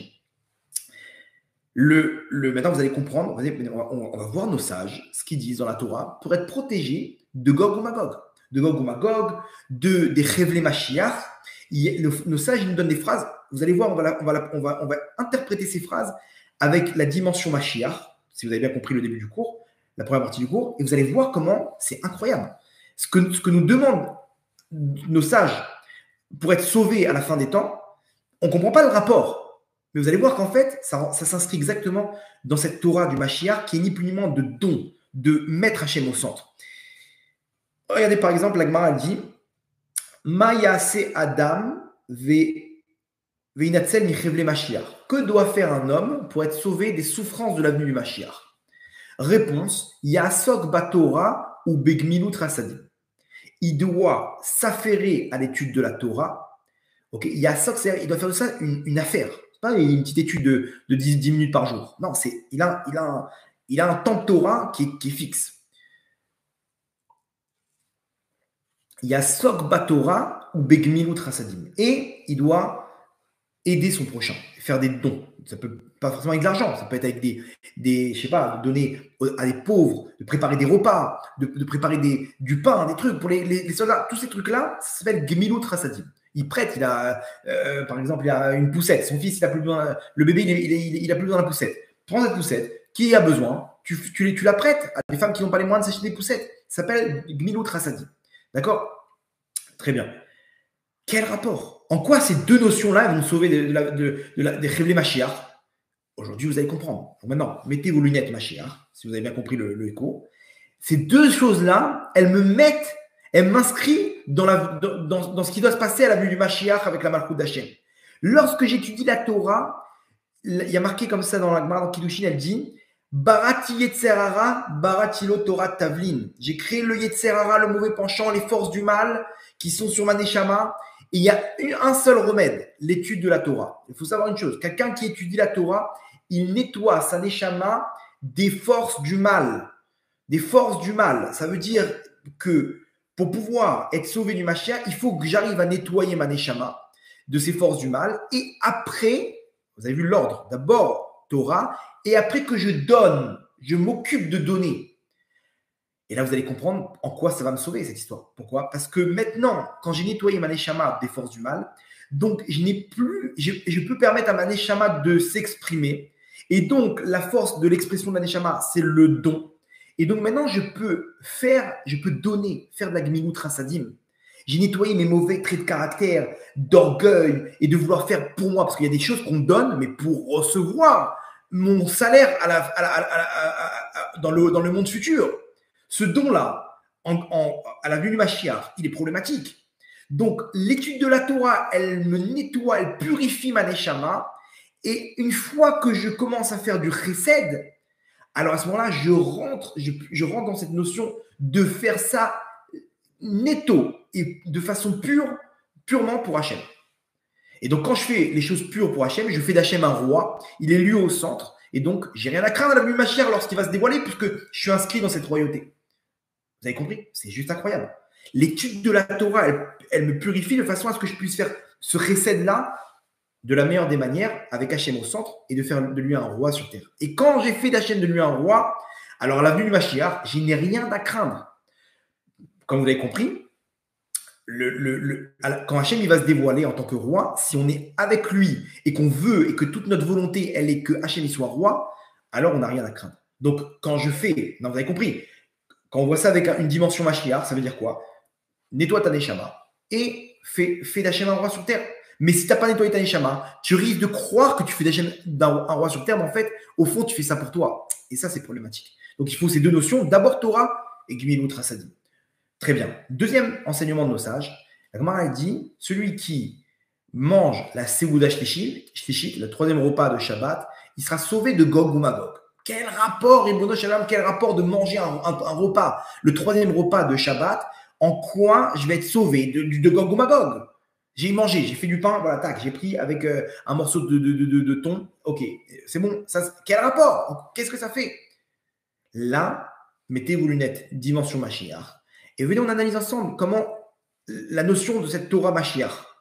Maintenant, il faut comprendre. Alors, c'est quoi la Seuda Shlishit? Seuda Shlishit, c'est une Seuda qui apparaît au moment le plus haut de la semaine. Le Mincha de Shabbat, c'est le moment le plus élevé dans la semaine où on atteint le Keter. Keter, c'est quoi? Couronne. La couronne, c'est-à-dire le moment où on peut, le moment le plus apte à faire d'Hachem un roi sur terre, c'est un moment où tout l'amour d'Hachem il se dévoile pour son peuple, c'est au moment de Mincha de Shabbat. Dans les mondes d'en haut, on monte au Keter. Ok? Keter. Chagat Naï de Keter. On monte à ce niveau-là. Ok? Et le Chabbat de Keter, c'est à Shavuot. Mais on est aux 2/3 du Keter, on va dire comme ça. On arrive au Keter et on doit manger. Alors, il faut savoir une chose. Une Seuda, quand on fait un repas, c'est la lumière matérielle qui matérialise la lumière spirituelle du même moment dans lequel on se trouve. Quand on fait un repas de Seuda Shlishit, on vient créer une lumière qui est un Keli qui va matérialiser cette lumière du Keter dans le monde. Donc, si je matérialise la lumière de Keter dans le monde, donc je fais d'Hachem un roi sur terre, et donc à la guerre de Gog ou Magog, qui est le dévoilement de la royauté d'Hachem par la guerre, etc., donc moi j'ai rien à craindre puisque je suis inscrit dans cette royauté. Comment? Par cette lumière de la Seuda Shlishit, de la Seuda Shlishit. Incroyable ou pas? On continue. Il y a marqué Midrash Yalkut Echa. Écoutez ce Midrash, il est incroyable. Alors attendez, où je l'ai mis?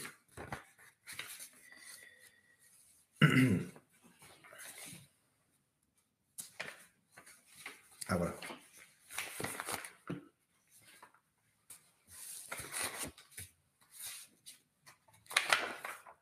Ok.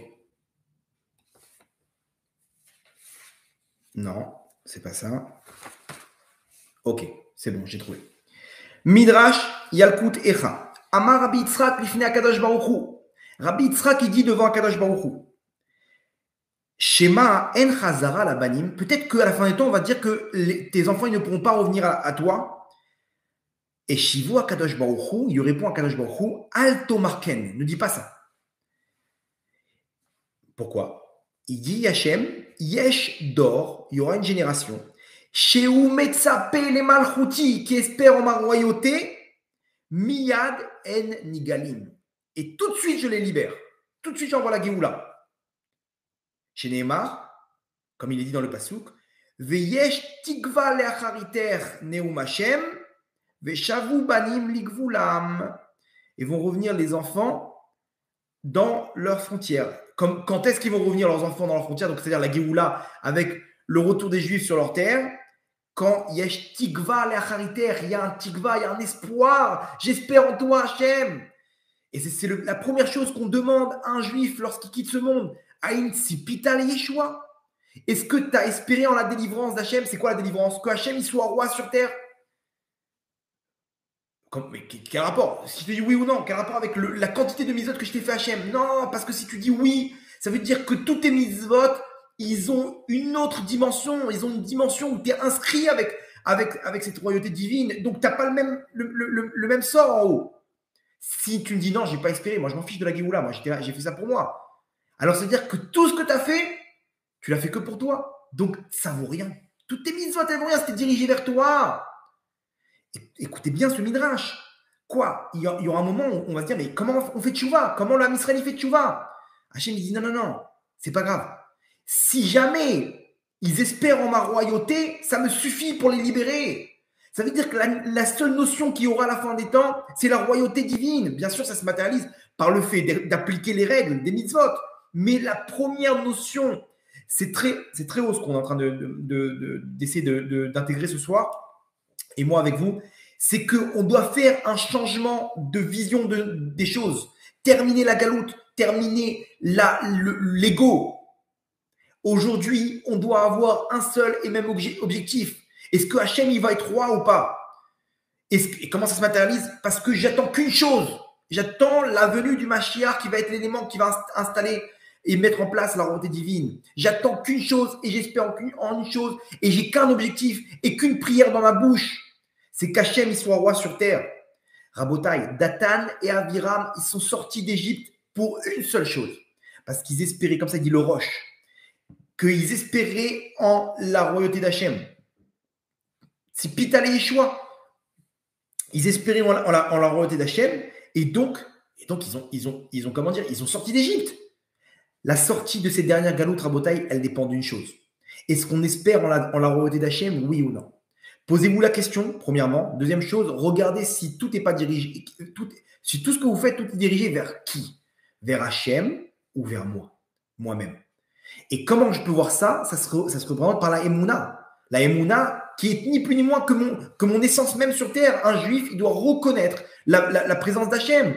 Quand il y a une épreuve, c'est toi Hachem et tout est pour le bien. Tout est pour le bien. Et je reconnais Modéani, Shema Israël, toutes ces notions-là, c'est quoi l'explication profonde de tout ça? C'est de dire Hachem, il n'y a que toi, et que ta royauté. Et quand aujourd'hui on dit à un juif, tu sais que le Mashiach il arrive, il se réveille. Pourquoi il se réveille? Parce qu'au fond, c'est sa Neshama qui veut tout ça. Et nous, on se fait attraper par le corps qui est là et qui veut encore prendre. On ne prend rien dans ce monde, Rabotai. Oubliez tout. Il y a des gens, ils avaient des villottes de fous là-bas. Dans le sud, tout a été brûlé. Hachem Yerachem, il n'y a rien qui te protège. Tu es dans un miklat, dans un mama, dans une chambre forte. Ils étaient là en train de se battre en bras de fer avec des terroristes. Mais attends, mais tu rigoles, j'ai mis des caméras, j'ai mis des volets en je sais pas quoi, des machins, des trucs impossibles. Et en plus, il y a l'armée qui est là. Bah, Hachem, on a une armée très forte.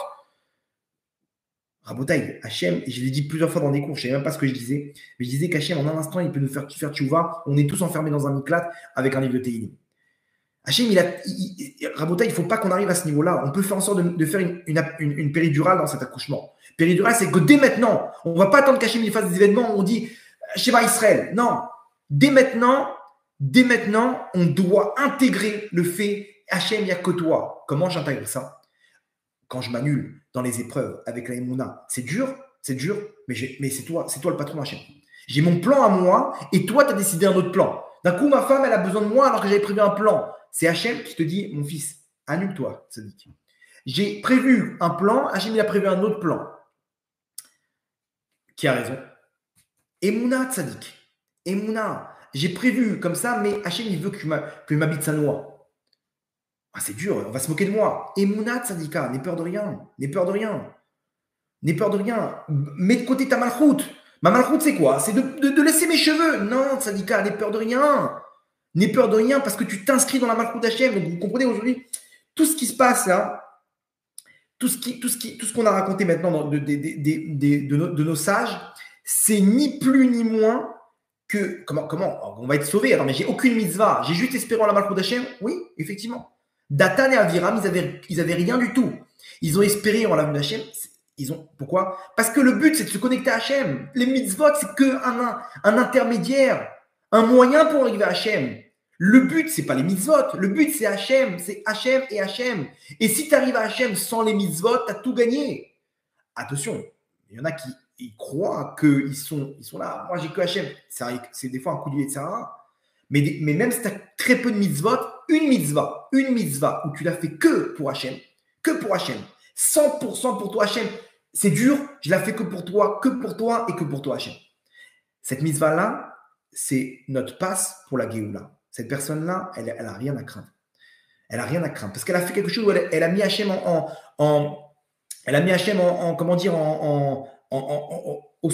centre de sa vie. Quand tu pries pour Hachem, tu pries Hachem. Je ne vais pas prier pour moi maintenant.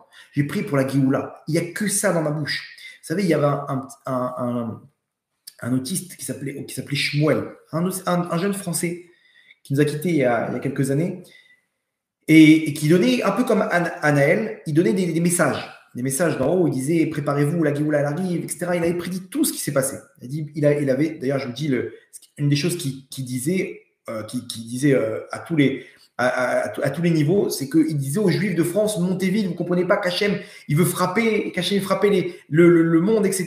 Et que tant que vous êtes là-bas, vous retardez la Géoula, montez vite, au bout d'un moment, ce sera trop tard, etc. etc. Donc, comment dire, il était tout le temps en train de réveiller le Ham Israël, ok.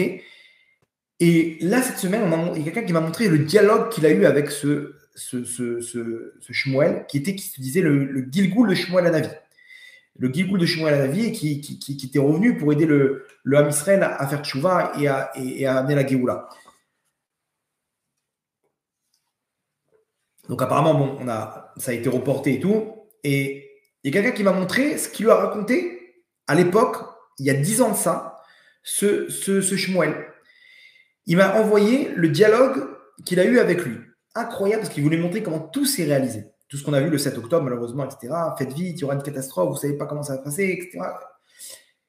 Et il y a un élément que j'ai remarqué, c'est que dans chaque phrase de Shmuel, il y a tout le temps la même phrase qui revient. Il y a Hachem en toi, il faut faire entrer Hachem en soi. Et si tu as Hachem en toi, et Hachem en toi, et Hachem, et Hachem, et Hachem. Ça m'a marqué de voir comment tous les deux mots, il y a Hachem, Hachem, Hachem. Aujourd'hui, quand j'ai vu ça, j'ai compris qu'il faisait référence à la Géoula finale, et que dans la Géoula finale, c'est que Hachem en toi. C'est que ça qu'il va sentir le Mashiach. Il va dire, Mericho Bereach Hachem, il a l'odeur d'Hachem, lui. Lui, il espérait en la Géoula. Si aujourd'hui vous espérez en Mashiach et que ça vous fait vibrer quand vous avez un cours comme ça de Mashiach, Mashiach, Mashiach, au début, on a une notion un peu galoute de ouais, je vais avoir quelque chose de nouveau dans ma vie, mais si vous sentez une excitation, c'est que vous êtes dans le droit chemin. Parce que ça montre combien tu es attaché à Hachem, combien tu es attaché à sa malchoute, combien tu fais. Hachem, il est au centre de ta vie. Et si tu le fais, donc tu t'inscris dans la Géoula, et donc dans le plan divin qui est qu'Hachem il soit roi, et donc tu deviens un prince. Tu deviens un prince et on t'ouvre toutes les portes. Et là, je vais vous lire ce que dit le Maguid Mikuznitz. Alav Shalom, je crois que c'était un élève du Baal Shem Tov, si je ne me trompe pas, c'est un élève du Baal Shem Tov. Il dit une phrase et un chidouche. Si vous avez enlevé votre ceinture, là, le petit voyant rouge, il s'allume, remettez votre ceinture. Il dit dans son Sefer, dans son livre Kehilot Israël sur les Tehilim. Il a un livre, il a un livre qui explique les Tehilim. Et il dit sur le passouk de Tehilim, le verset de Tehilim qui dit Tefila leani ki atof, la prière du pauvre qui enveloppe. Ok, donc pour nous dire que la prière du pauvre, elle a une force et tout, elle est comment dire, la prière du pauvre, elle a une force supplémentaire. Ok, je ne vais pas rentrer dans les détails, mais il dit, écoutez bien, je cite, Iné, voici, Machenatu mitpalelim kol yom le biat mashiach tzidkenu bimera beyamenu. Voici que tout ce qu'on prie tous les jours pour la venue du Mashiach, comme dans le Etzemach David, 3 fois dans la Mida, 3 fois par jour dans la Mida, on le dit, et ce qu'on dit aussi de façon individuelle, quand on prie pour la venue du Mashiach, nous dit le Maguid Mikuznitz, Iné, que ce qu'on prie tous les jours pour la venue du Mashiach, Bimera Beyamenu, Zenikra Tfila de Miskena. Ça s'appelle la prière qu'on fait pour le Mashiach, c'est la prière du pauvre. En araméen, le pauvre, c'est Miskena. Pourquoi? Parce que le Mashiach, il est considéré comme un pauvre. Ani Rochev al-Chamor, un pauvre qui chevauche un âne. Ok? Donc, Tfila Leani, c'est la Tfila du Mashiach. Cette Tfila du Mashiach nous dit, quand on prie pour lui, il nous dit comme ça, Va lieder Tfila zo de Miskena, par l'intermédiaire de cette prière du pauvre, Kol atfilot na'anim ou mitatfim beze atfila. Quand tu es en mode tfila leani, que tu pries pour le pauvre, tu pries pour le Mashiach, alors cette prière-là, elle fait en sorte que toutes les autres prières de ta parnassa, de ton shalom baïd, pour trouver ton zivou, pour avoir des enfants, elles sont répondues par Hachem. Pourquoi? Parce que quand tu fais la tfila Léani, alors qui y a Tof? Cette tfila-là, elle enveloppe toutes les autres prières et elle les fait monter à Hachem. Ou mitatfim beze atfila. Pourquoi toutes les prières, elles sont, comment dire, elles sont acceptées? Parce que cette prière du pauvre, du Mashiach, elle enveloppe toutes les prières. Et comme pour envoyer quelque chose à la poste, il faut une enveloppe, ok? Pour envoyer une prière à Hachem, il faut une enveloppe. C'est quoi cette enveloppe? La prière du Mashiach. Ça veut dire quoi? C'est-à-dire qu'il y a une prière, elle monte automatiquement. Automatiquement. C'est quand tu demandes à Hachem le Mashiach, tu demandes à Hachem la royauté divine. Ça, Hachem, il n'y a aucune accusation au monde, parce que c'est le plan divin. Donc, quand tu pries pour le Mashiach, eh ben, cette prière, elle monte. Mais nous dit le Magen Mikouzit un chidouche énorme. Nous dit cette fila Léani, la fila du Mashiach, qui a Tof, elle va envelopper avec elle, lors de sa montée jusqu'à Hachem, toutes tes prières.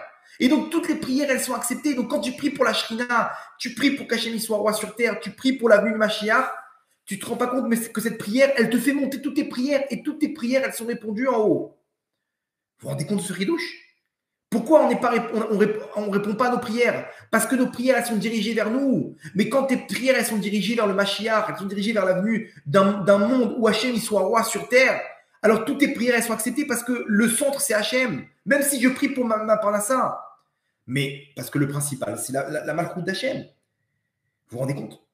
Ce soir, on a appris quelque chose d'incroyable. Quelqu'un qui prie pour la royauté d'Hachem, quelqu'un qui agit pour la royauté d'Hachem, il s'inscrit dans la délivrance finale. Quelqu'un qui espère en la venue du Mashiach, qui espère en la délivrance, ça montre combien il est attaché à la royauté d'Hachem. Et donc, il se connecte avec sa Neshama, il n'a rien à craindre.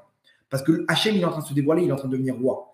Donc, à nous de jouer maintenant pour pouvoir faire en sorte que cet accouchement, il se passe de la meilleure des manières. Comment le faire? Continuer à prier. Mais maintenant, on doit avoir une seule et même demande, un seul et même souhait, une seule prière. Tfila Léani, cette prière du pauvre. Que toi, Hachem. Comment tu vas, Hachem, avec la venue du Mashiach? On doit pleurer à Hachem. Hachem, donne-nous le Mashiach. Hachem, on veut que tu sois roi. On veut que toi et que toi. Et on ne se repose que sur toi. El Lanu Almi Leishaen, et là, la vie chez Bachamaïm, il n'y a que toi, papa. Il n'y a rien d'autre sur terre. On veut que toi, Hachem. Tu allumes une bougie, tu pries. Après, tu fais des demandes à toi, mais déjà, tu as placé Hachem au centre. Qu'est-ce que je veux? J'ai qu'une demande, Hachem, c'est toi. C'est ta royauté. Donc là, premièrement, on a sauvé notre peau. OK? Parce qu'on s'inscrit, comme vous avez vu. Et en plus, on a donné une autre dimension à toute notre avodat Hachem, à toute notre essence même, qui est qu'on s'est réalisé sur terre. Parce qu'un juif, pour se réaliser, c'est ça, c'est l'objectif qu'il doit atteindre. Et tous les tzadikim, ils ont atteint ce niveau. De faire tout ce qu'ils font, c'était que pour Hachem. Que pour Hachem, que pour sa royauté. C'est la lumière d'Hachem qui est en train de descendre sur terre. À nous de monter dans ce bus, de monter dans le bus de la Géoula, de s'inscrire dans cette lumière, parce que sinon on va souffrir. Et aujourd'hui, on est dans une impasse parce qu'on n'est pas encore arrivé à ça. Aujourd'hui, quand vous souffrez, vous voyez, mais comment on va faire? Non. Au contraire, parce que tu peux dépendre sur personne, tu peux arriver facilement à te connecter à Hachem avec sa malchoute, qu'il n'y a que lui, et que lui, et que lui. Et à nous maintenant d'intégrer dans notre bouche, Hachem, il n'y a que toi. Il n'y a que toi que je veux. Il n'y a que toi que je veux, Hachem, et rien d'autre. Et si on le fait, alors on s'inscrit dans la royauté d'Hachem, dans la Géoula, et donc on n'a rien à craindre. Même avec Vodarav, mais j'ai encore du chemin à faire dans le mitzvot. N'aie peur de personne. Tu as Hachem avec toi, ça veut dire que tu réalises ton rôle de Yehudi. C'est ce qu'Hachem il attend de toi sur terre.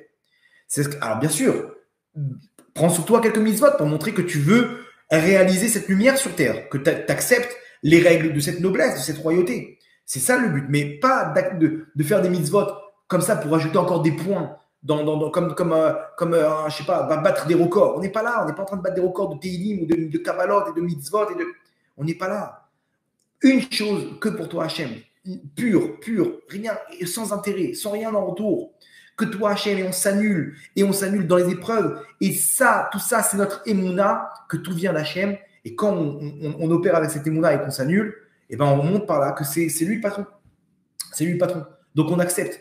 À nous maintenant de prendre toutes nos avérotes, de faire tchouva dessus, de prendre toute notre mitzvot et de mettre une neshama dans tout ça, de dire Hachem, tout ce que je fais, c'est pour toi. Des fois, je suis en galoute, je le fais pour moi, mais je prie pour toi.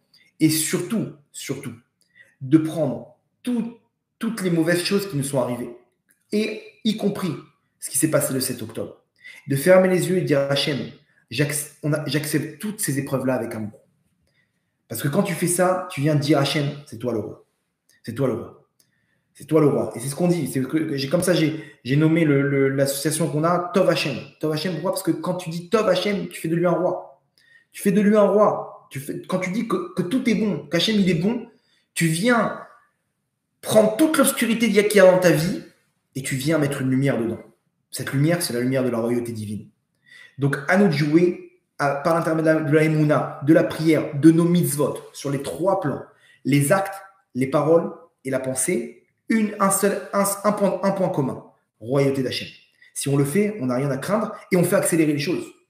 Donc, n'attendons pas qu'Hachem il nous fasse arriver à ce niveau-là. On va y arriver, on va tous dire Hachem Echad ou Shmo Echad. Il va y arriver Hachem. Bayom Haou, il est très proche ce jour-là, où Hachem il sera roi sur terre. La question c'est, est-ce que nous, on sera à ses côtés dans la royauté ou on sera de l'autre côté? Ce soir, on a appris comment le faire. Donc, à nous de jouer, Bezrat Hachem, pour faire en sorte que cet accouchement il se passe de la meilleure manière. Donc, il ne reste plus qu'à vous souhaiter un grand Mazal Tov pour la naissance du Mashiach. Et à nous de faire en sorte que ça se passe du mieux possible. Bien sûr, je ne vous laisse pas sans une petite histoire pour que l'atterrissage il se passe de la meilleure manière, Bezrat Hachem. Une histoire courte, mais très forte. Il y avait un juif, il y avait un Yehudi aux États-Unis qui était chauffeur de taxi, loin de toute Torah, mitzvot, rien du tout. Mais lui, son identité, elle était forte. Bien qu'il avait du mal dans les mitzvot, il est juif jusqu'au bout. Il avait sa Magen David, son truc, machin, etc. Il était là avec Hachem, il parle avec Hachem. Mais bon, la galoute, malheureusement. Un jour, il reçoit un appel, il lui dit, regardez, j'ai besoin de vous, ok, mais j'ai besoin d'une demi-journée, voire plus. Il dit, ok, vous voulez aller où? Il dit, je vais aller dans un endroit, ok, qui n'est pas sur le GPS. C'est, vous m'amenez dans tel point, ok, c'est devant une forêt. Donc, il y aura une sortie d'autoroute, on va rouler, après on ne pourra plus rouler. Vous m'attendez là-bas, je dois marcher une petite demi-heure, 3/4 d'heure, je dois faire quelque chose, je reviens, ok, vous laissez le compteur allumé, ou vous me faites un prix, ok, et vous me ramenez à la maison, ok. Combien ça coûterait de faire ça? Il dit, ok, on a pour combien de temps là-bas? Il faut compter 1 heure, ok, donc il fait le calcul, 2h30 aller, 2h30 retour, tac, tac, tac, tac, ok, ça c'est une histoire de 7-8 heures de temps, ok, je te prends pour ça $600, ok, c'est bon, marché conclu. Il vient chercher son client, il l'amène là-bas et il attend. Il attend, bon, il a son petit journal, son petit truc, son petit café, il a préparé tout ce qu'il voulait. Et là, d'un coup, il voit son client, après peut-être 1 heure, revenir. Alors non, c'était prévu 3/4 d'heure aller, 3/4 d'heure retour à peu près, et 1 heure sur place. Donc il y avait pour 2h30. Après 1 heure, il revient. Il revient en furie. Il lui dit, dis-moi, qu'est-ce que tu fais? Tu nous déranges, machin, etc. Sors. Il dit, mais qu'est-ce qui t'arrive? Je te dérange de quoi? Je suis là en train de boire mon café, mon petit journal. C'est quoi ton problème? Il dit, écoute-moi bien, je t'expliquerai après, mais là, tu nous déranges. Prends ta voiture et pars. Et ok, bon, d'accord. Il prend sa voiture, il part un peu plus loin, ok, et au moment venu, il revient. L'autre lui passe un coup de fil, il revient et il vient récupérer. Il dit, mais c'est quoi ton délire là? C'est quoi ton délire? Il dit, ok, je vais t'expliquer. Il dit, moi, j'ai tel et tel problème dans ma vie, ok, et on m'a conseillé d'aller voir un sorcier. Il y a un sorcier très connu, ok, très connu, qui prend très cher, ok, la séance. Et lui, il voit des trucs dans l'esprit, et dans les mondes d'en haut, et dans les étoiles, et dans les trucs, dans l'astrologie, boule de cristal et compagnie. Ok. Et j'ai pris rendez-vous avec lui, mais lui, il habite dans une cabane au fin fond de la forêt. Personne ne peut arriver jusqu'à lui. Il est complètement connecté avec la nature, etc. C'est un ouf. Ok, alors qui a rapport avec moi. Il dit, écoute-moi bien.